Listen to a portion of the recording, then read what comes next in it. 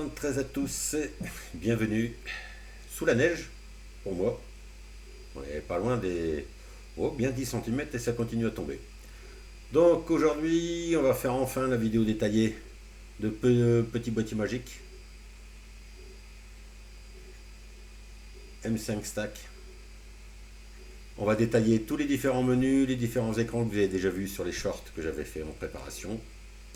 On va passer aussi à la programmation, comment on va burner, enfin comment on va injecter le firmware, etc. Les différents liens comme d'habitude. Tout sera en description. On va y aller tout doucement, didactique. Ce sera beaucoup sur l'écran, l'ordinateur. Et après la configuration aussi du poste. Parce qu'il va falloir configurer votre ICOM IC705 dessus. Il va falloir relever l'adresse MAC Bluetooth. Enfin, je vous expliquerai tout ça. C'est parti pour voir sur l'écran de l'ordinateur. Désolé pour le petit bruit de fond derrière, mais il y a une petite impression 3D qui est en cours. Donc, je vais essayer d'orienter le micro au mieux pour que vous m'entendiez. C'est déjà pas évident avec ma grosse voix. Allez, c'est parti. Alors, pour ce faire, on va commencer par les besoins. Les besoins, un Core V2.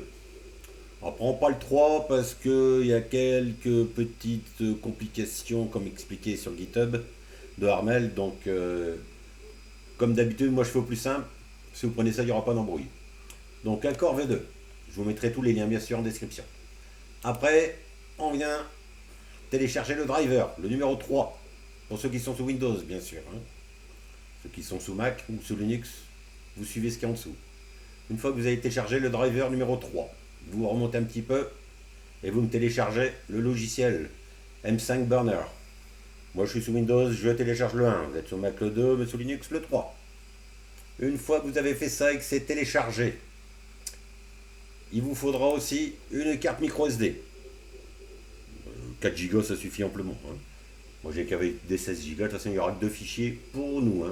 Après vous pouvez mettre plus gros si vous voulez utiliser le M5 Stack pour d'autres produits, parce qu'il y a plein d'autres choses avec que vous pourrez découvrir. Mais pour l'instant, la plus petite suffit. Enfin, un logiciel de décompression. Je vous conseille toujours 7-Zip qui est gratuit, rapide et beaucoup plus fonctionnel que l'Adobe de Windows. Une fois que vous avez fait tout ça, vous allez arriver dans votre répertoire de téléchargement. Hop, et vous installez en premier le driver. Donc lui ici. Donc CH9102, on double-clique dessus tout simplement. Ça l'extrait, on dit oui qu'on est d'accord que c'est pas un virus. On clique sur install. L'ayant déjà fait, je ne le fais pas. Une fois que c'est installé, là, vous pouvez mettre votre M5 Stack en prise USB sur l'ordinateur. Ne le mettez pas avant, ça risque de merder. Une fois que c'est fait, toujours dans le répertoire de téléchargement sur m5burner.zip que vous avez téléchargé, faites un petit bouton droit souris, il y a un menu 7-Zip qui est apparu puisque vous avez installé le 7-Zip de tout à l'heure qu'on a téléchargé. J'ai oublié de le préciser, mais ça me paraissait logique. 7-Zip, une fois arrivé là, bouton droit souris et on vient dans extraire vers M5 V3 Burner patati patata. Une fois que c'est fait, il y a un répertoire ici qui apparaît. On ouvre ce répertoire, dedans il y a un petit exécutable. Voilà, une fois que vous l'avez téléchargé, vous tapez radio. Vous voyez ici M5 Radio Core. Prenez la dernière version. Bon, il n'y en a qu'une qui apparaît, donc c'est parfait. On clique sur Download. On attend que ça arrive à 100.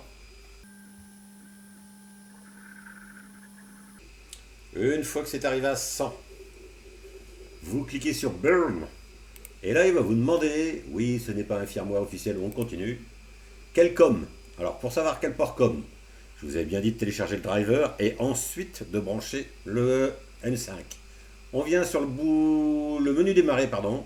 On fait un bouton droit souris dessus. Gestionnaire périphérique. Je répète, bouton droit souris sur le menu démarrer. Gestionnaire périphérique. Une fois qu'on est arrivé ici, on a plusieurs ports COM. Alors, c'est pas dur, c'est celui qui a le même intitulé que le driver qu'on a installé tout à l'heure, c'est-à-dire CH9102. Pour ma part, c'est le 5. Chez vous, ce sera peut-être un autre. Mais bon, on retient le chiffre, comme 5. Donc moi, je me mets sur le COM 5, je touche pas au baud rate, et je lui dis Start. Et là, c'est parti, il va aller regarder, et il va aller flasher votre petit M5.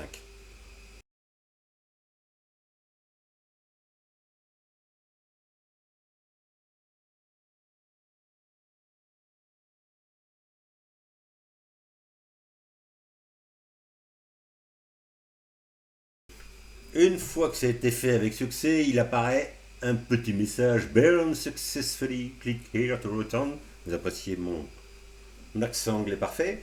Donc l'écriture, enfin la gravure a été effectuée avec succès. Cliquez ici. Une fois que c'est fait, votre petit M5 va vous dire qu'il a du mal à récupérer les config files. Donc là, on va attendre.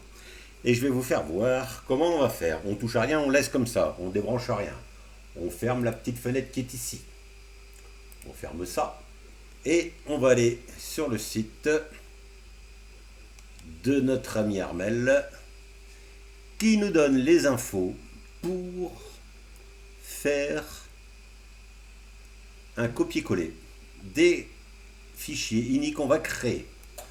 Donc je ne vais pas m'embêter étant donné que moi je les ai déjà faits. Hop, je vais dans mon gestionnaire de fichiers et je vais sur ma carte mémoire du M5 qui chez moi s'appelle Y. Chez vous, je ne sais pas comment elle s'appellera. La carte mémoire que vous avez insérée, bien sûr, la micro SD dans le petit M5. Hein.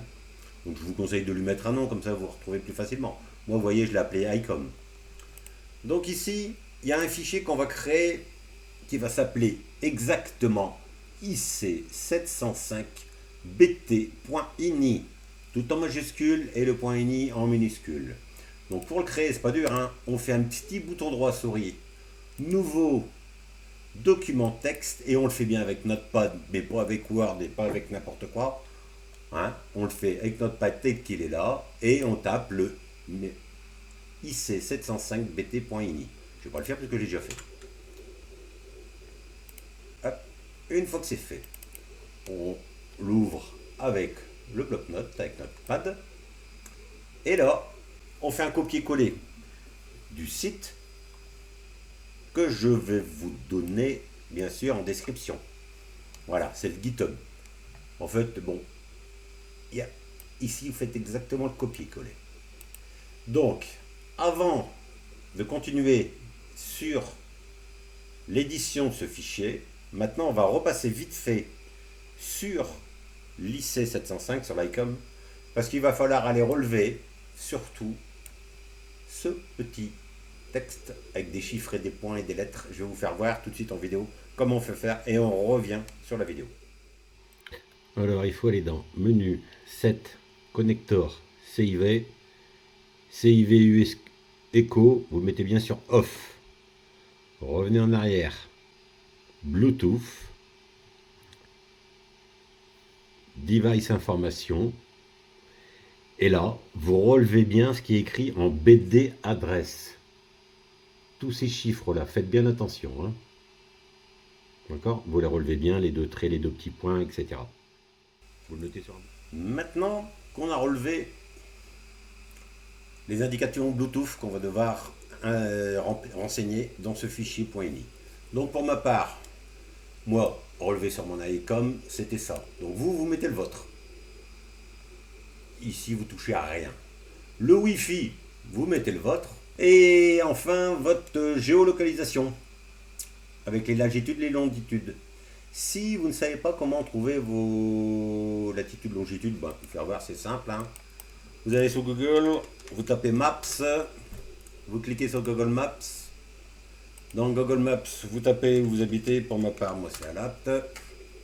Voilà. Je zoome à peu près, par exemple, où est ma maison. Je fais un bouton droit souris, et ben, voyez, regardez la première ligne qui est là. Ça, c'est latitude, longitude. Donc, vous notez ça sur un petit bout de papier. Et puis, vous venez le renseigner ici. Voilà. Une fois que c'est fait, ben, vous faites fichier enregistré. Et c'est tout bon. Maintenant, on va passer au deuxième fichier qu'il faut éditer pour le l'X-Tracker. Donc, pareil. On crée un deuxième fichier, bouton droit souris, nouveau document texte qu'on va éditer avec Notepad. Ici, on double-clique dessus pour l'éditer. On remet son Wi-Fi avec son mot de passe Wi-Fi. On remet la lock qu'on avait tout à l'heure. Il n'y a rien de plus simple, hein. Faites un copier-coller à la limite, hein. C'est plus simple. Vous refermez, vous l'appelez bien exactement pareil que moi. Et puis c'est tout. Vous laissez ça à la racine. Donc normalement, une fois que vous avez flashé, vous vous retrouvez avec ça. Ben, vous l'éteignez, vous le rallumez tout simplement. Bien sûr, après on refait une connexion Bluetooth et on la valide. Là, il va vous demander un short press. Voilà. Vous appuyez assez rapidement pendant le menu, un petit coup au milieu. Et là, vous choisissez lequel des quatre vous voulez utiliser. Quel fichier INI je vais devoir utiliser. Donc il va me redire short press à un moment. Donc il faudra que là j'aille chercher le fichier. Mais vous le faites qu'une seule fois, hein. Après vous n'aurez plus jamais besoin de le faire. Donc là il boot. Et là il faudra aller chercher le petit fichier INI. Voilà. Et ben là on lui dit DXTracker. Tac. Voilà, il l'a trouvé.